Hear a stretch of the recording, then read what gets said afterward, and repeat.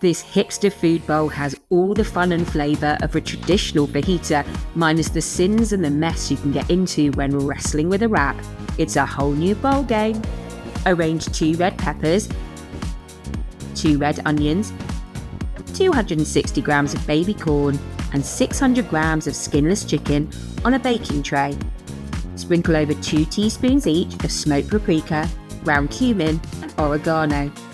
If you use a ready prepared fajita seasoning mix, just check the label to make sure it doesn't include any sugar, flour or oil, and count Syns if they do.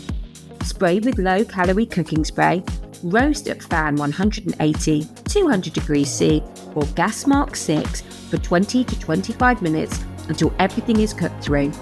Stir through a tin each of rinsed black beans and kidney beans to warm for the last 5 minutes.